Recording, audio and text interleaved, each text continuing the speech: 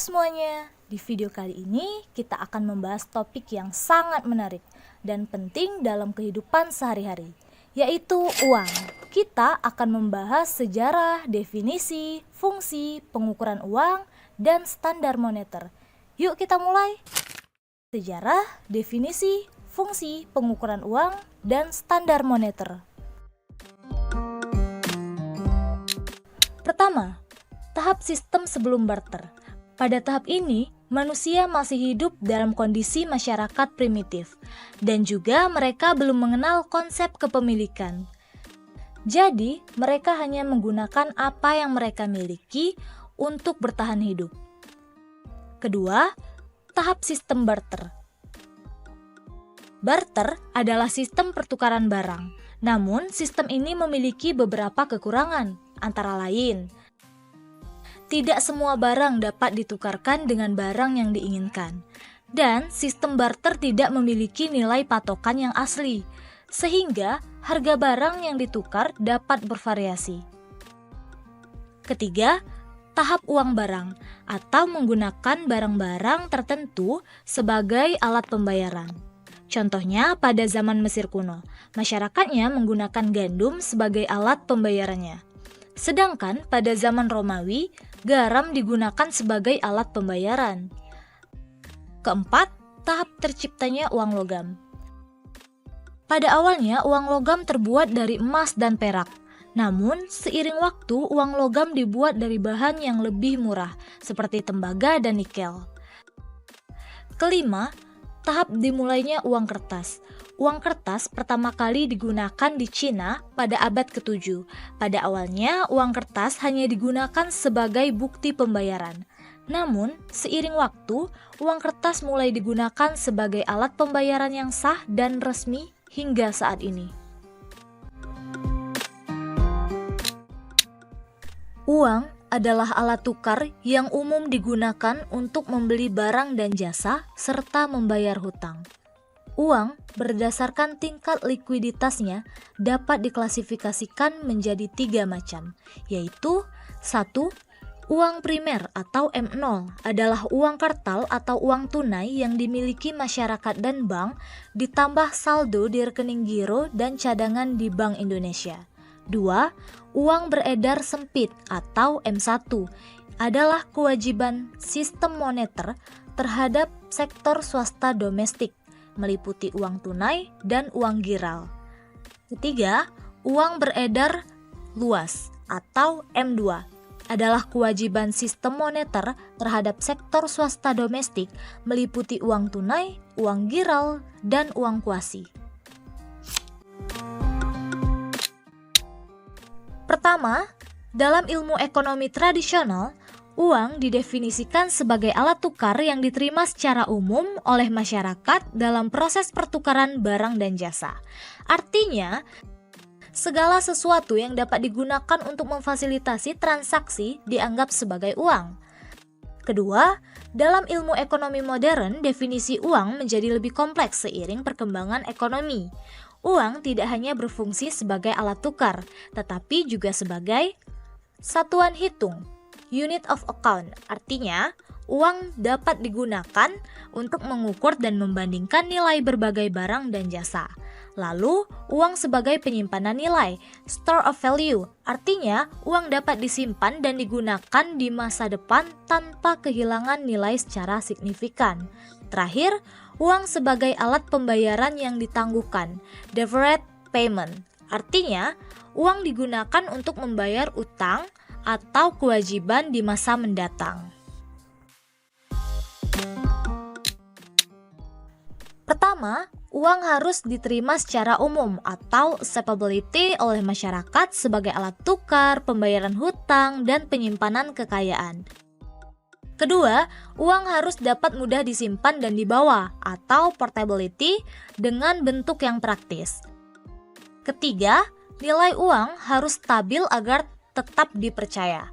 Keempat, uang harus memiliki jaminan resmi dari pemerintah. Kelima, tahan lama atau durability dan tidak mudah rusak.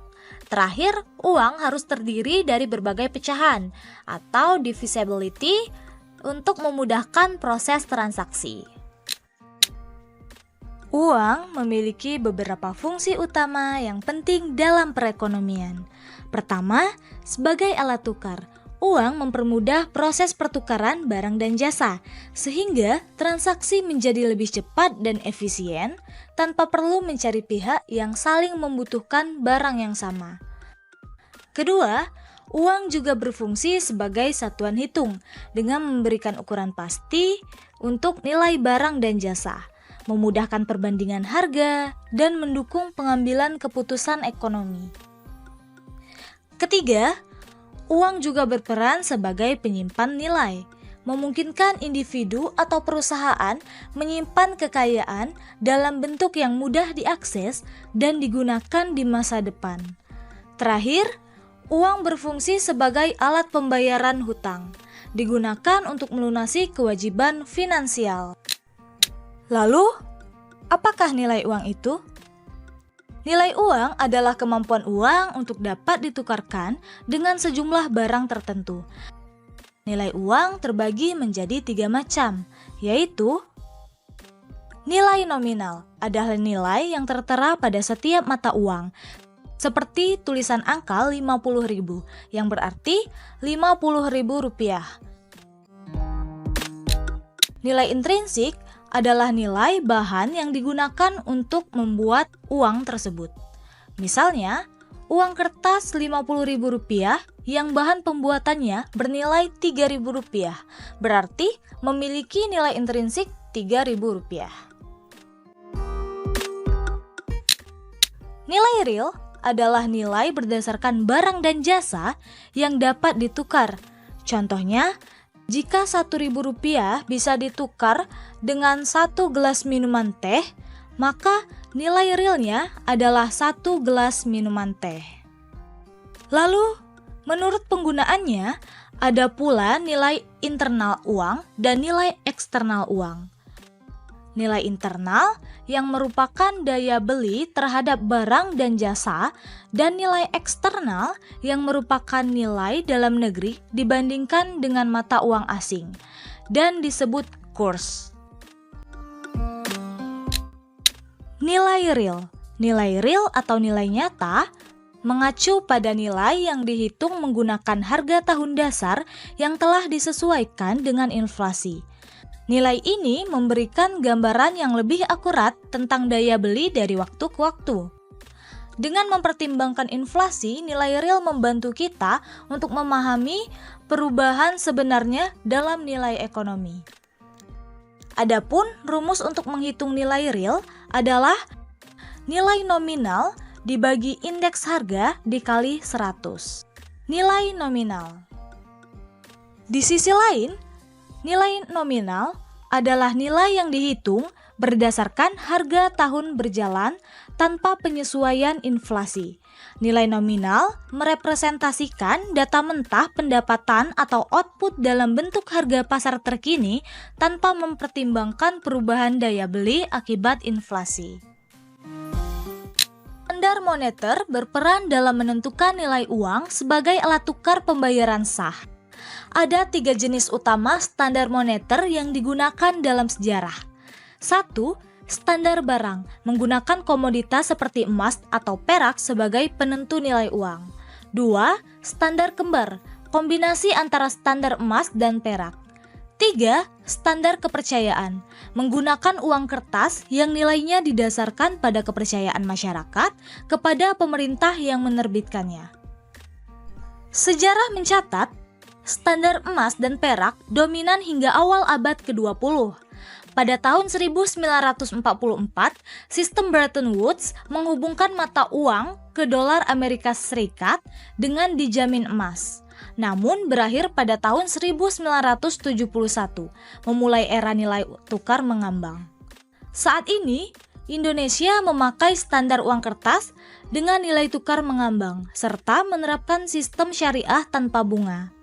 Bank Indonesia memiliki peran penting dalam menjaga stabilitas nilai rupiah dan sistem pembayaran di negara ini. Kelebihan dan kekurangan standar moneter. 1. Standar logam, stabilitas nilai tetapi terbatas oleh ketersediaan fisik logam. 2. Standar kepercayaan. Lebih fleksibel namun rentan terhadap inflasi dan perubahan kepercayaan masyarakat. Adapun tantangan modern mencangkup uang kripto, krisis global, dan kompleksitas ekonomi akibat globalisasi.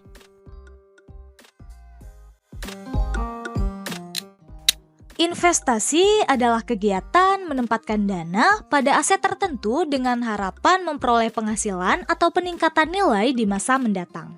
Aspek utama investasi yaitu dana yang ditanamkan, waktu atau time value of money, dan manfaat atau cost-benefit ratio. Tujuan investasi yakni mengantisipasi ketidakpastian finansial, mendapatkan profit, meningkatkan daya beli, memenuhi kebutuhan, dan mempersiapkan masa pensiun. Adapun faktor yang mempengaruhi investasi yaitu nilai tukar, tingkat inflasi, suku bunga, pengeluaran pemerintah, dan infrastruktur.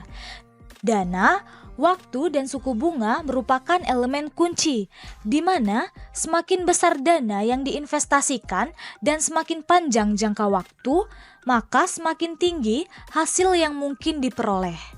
Prinsip high risk high return juga berlaku dalam investasi, di mana potensi keuntungan yang tinggi datang dengan resiko yang lebih besar. Jenis-jenis investasi. 1. Investasi tetap bisnis, yaitu barang modal jangka panjang seperti mesin dan pabrik. 2. Investasi residensial, yaitu properti perumahan. 3. Investasi persediaan, yaitu barang-barang disimpan untuk dijual kembali. Dan terakhir, investasi valuta asing, yaitu trading mata uang melalui pasar spot, forward, atau futures. Pertumbuhan investasi di Indonesia mengalami fluktuasi yang dipengaruhi oleh kondisi global dan kebijakan pemerintah. Investasi asing lebih dominan di sektor pertambangan, sementara investor domestik cenderung memilih sektor perkebunan dan properti. Teori moneter adalah teori yang membahas cara kerja pasar uang. Pasar diartikan sebagai tempat interaksi antara pembeli dan penjual, di mana transaksi terjadi ketika ada kesepakatan mengenai harga dan volume barang atau jasa. Pasar uang memiliki beberapa fungsi, seperti memfasilitasi transaksi pinjam-meminjam dana dan memberikan hak kepada pembeli untuk menggunakan uang dalam jangka waktu tertentu, biasanya untuk kebutuhan likuiditas jangka pendek. Sistem pasar uang dan keuangan melibatkan beberapa konsep penting. Pertama, pasar uang adalah tempat transaksi hutang piutang dengan surat hutang. Kedua, harga penggunaan uang atau tingkat bunga mencerminkan biaya sewa uang. Ketiga, uang beredar mencangkup uang tunai dan tidak tunai untuk transaksi. Pasar obligasi berfokus pada perdagangan surat berharga yang merupakan klaim keuangan di masa depan. Obligasi atau surat hutang menjanjikan pembayaran bunga secara periodik kepada pemegangnya. Suku bunga yang merupakan biaya pinjaman uang dan dinyatakan dalam persentase memainkan peran penting dalam aktivitas ekonomi.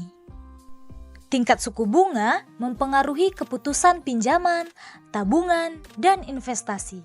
Ketika suku bunga tinggi, konsumsi investasi cenderung menurun karena biaya pinjaman yang mahal. Sebaliknya, suku bunga rendah mendorong peningkatan investasi dan konsumsi. Fluktuasi suku bunga dalam pasar obligasi dipengaruhi oleh kondisi ekonomi global.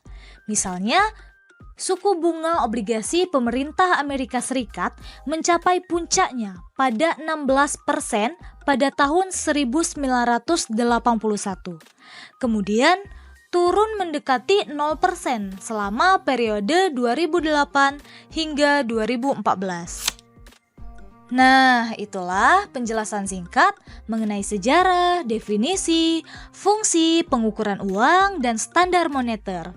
Semoga video ini bermanfaat dan menambah wawasan kita semua. Sampai jumpa di video berikutnya.